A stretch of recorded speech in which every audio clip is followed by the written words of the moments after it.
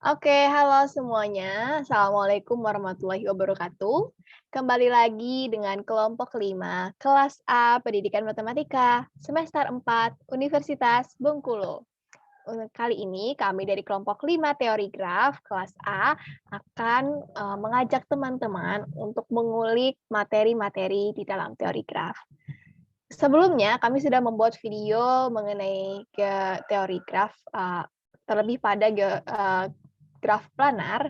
Saat ini kami akan menjelaskan mengenai isomorfisme graf.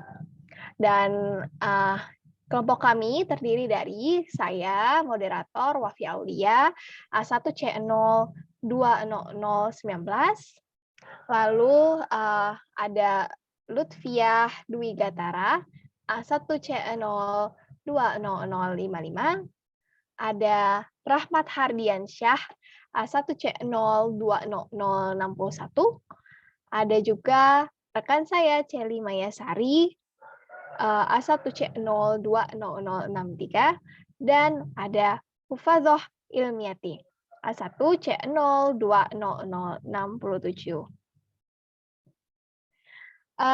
Baiklah, untuk materi awal akan saya jelaskan sembari menunggu rekan kita, Celi, yang tadi tidak sengaja terkeluar dan akan bergabung. Definisi. Graf digunakan untuk merepresentasikan objek-objek diskrit dan hubungan antara objek-objek tersebut. Graf G1 dan G2 dikatakan isomorf, dinotasikan G1 strip-strip 2 gelombang G2. Jika terdapat fungsi f yang bijektif dari V G1 ke V G2, sehingga U V elemen dari E G1, FU FV elemen dari E G2. Jadi, graf isomorfik adalah dua buah graf yang sama, tetapi secara geometri berbeda. Next.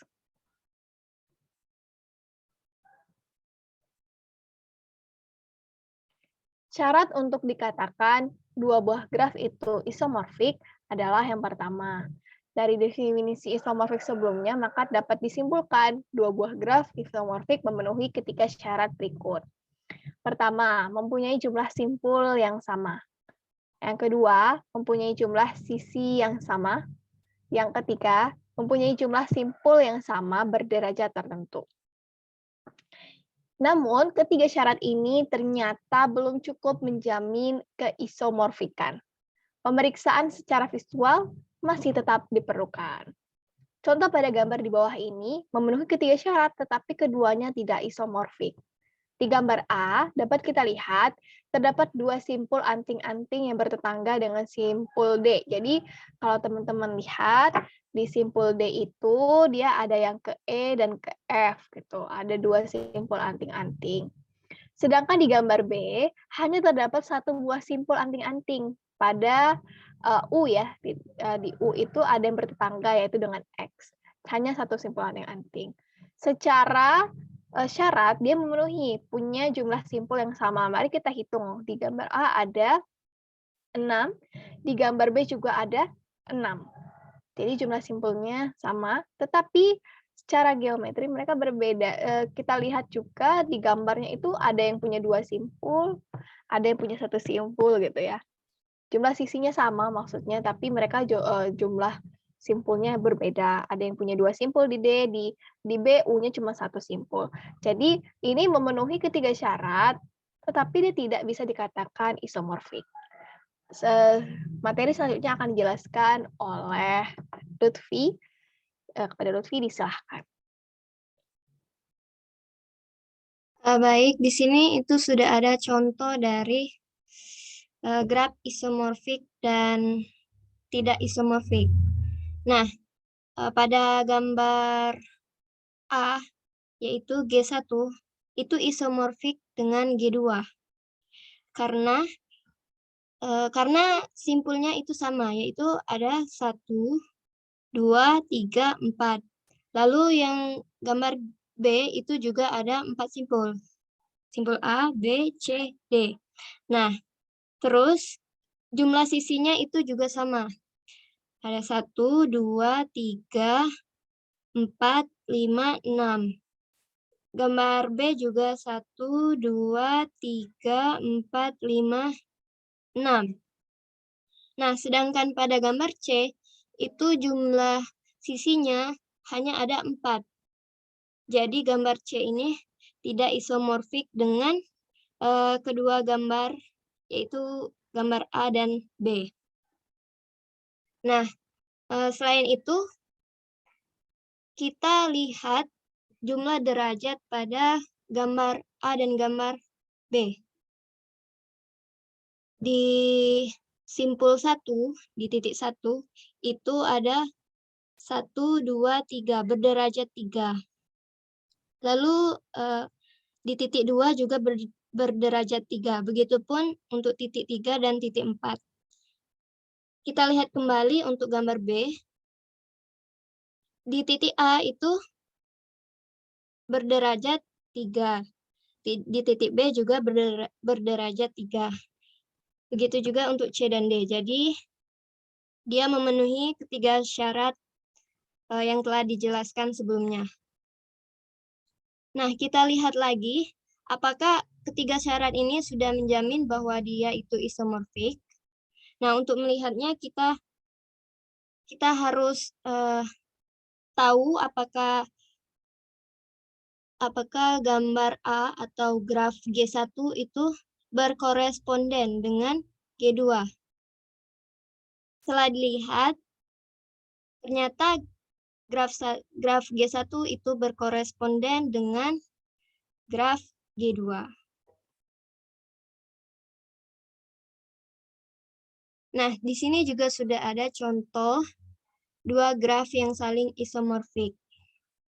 Memiliki jumlah simpul yang sama, sisi yang sama, dan jumlah derajat yang sama. Selain itu, dia juga berkoresponden satu-satu.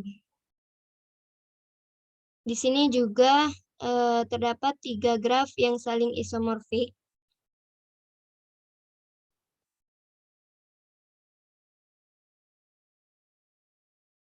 Nah, kita langsung saja ke contoh yang berikutnya.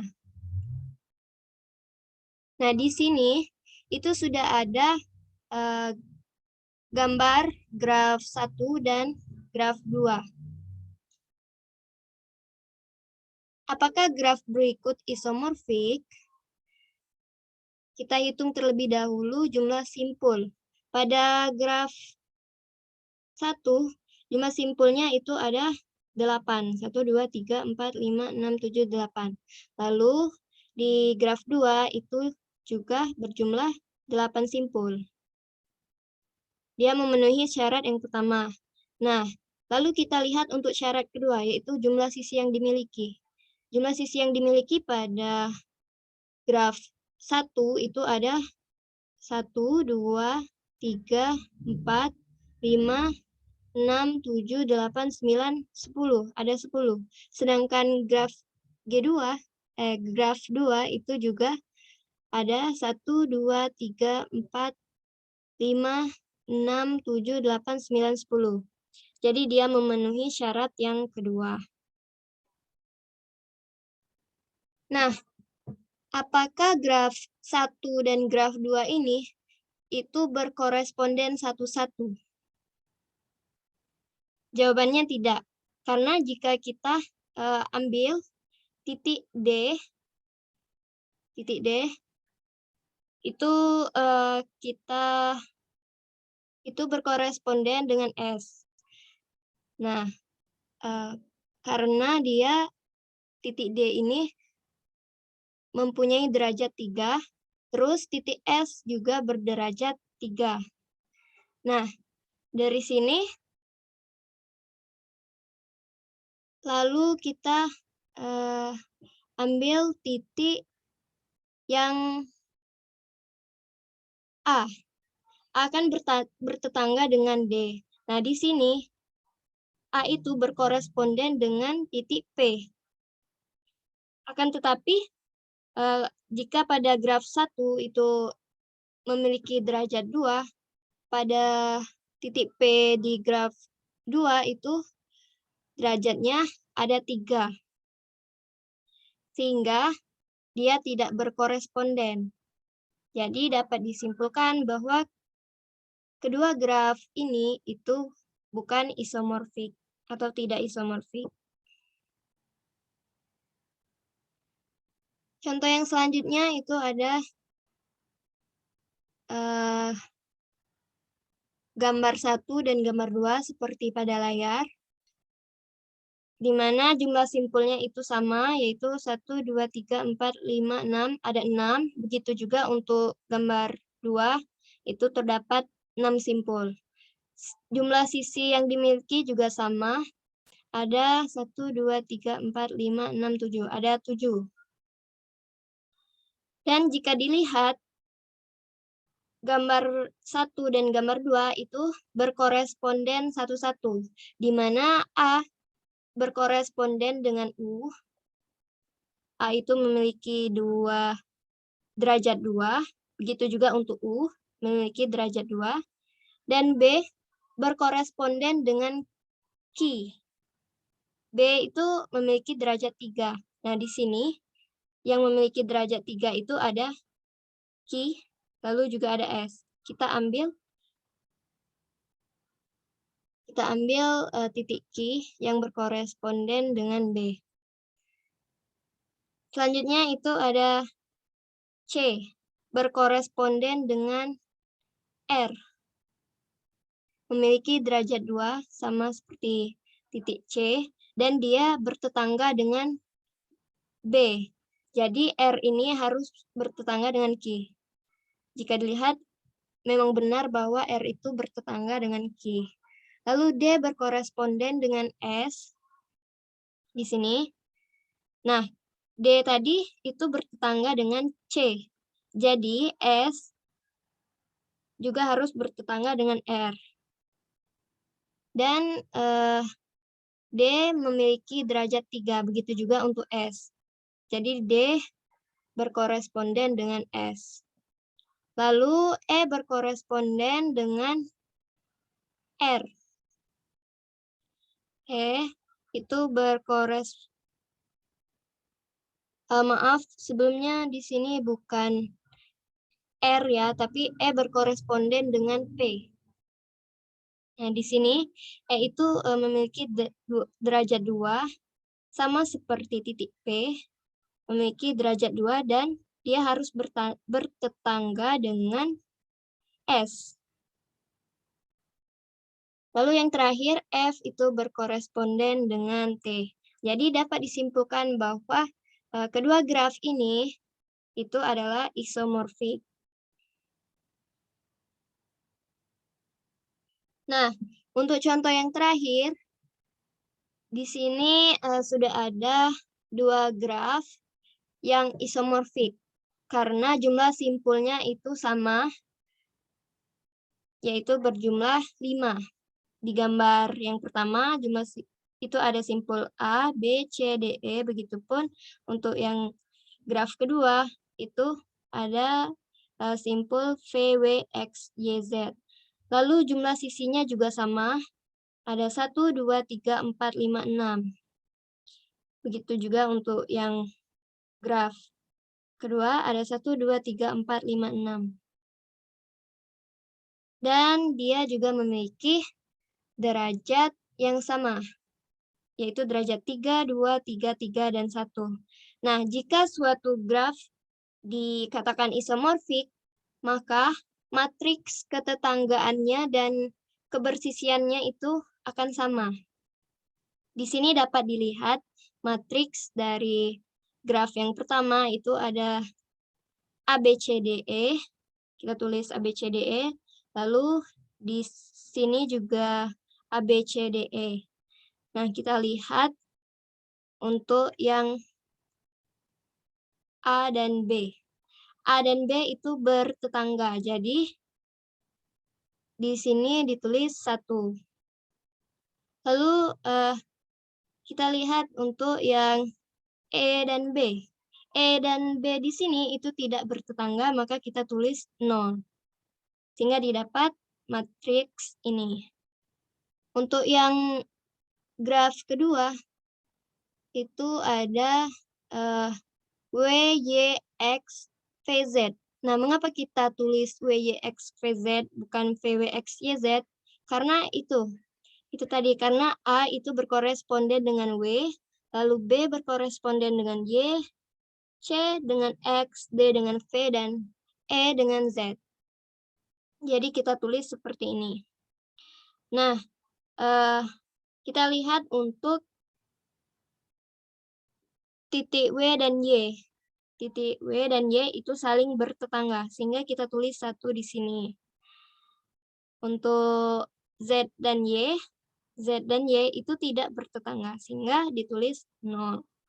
Di depan matriks ketetanggaannya itu adalah seperti pada layar.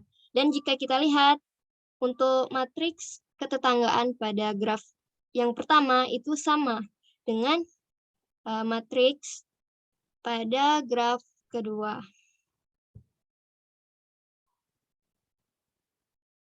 Oke, mungkin itu saja, saya kembalikan ke moderator. Baiklah teman-teman yang penonton YouTube, berakhir sudah materi untuk isomorphic graphs yang dibawakan oleh kelompok 5 kelas A teori graf pendidikan matematika Universitas Bengkulu. Selamat berjumpa di materi selanjutnya, yaitu ada teorema Kuratowski, planaritas, dan juga yang terakhir ada tentang graf bipartit. Terima kasih dan sampai jumpa.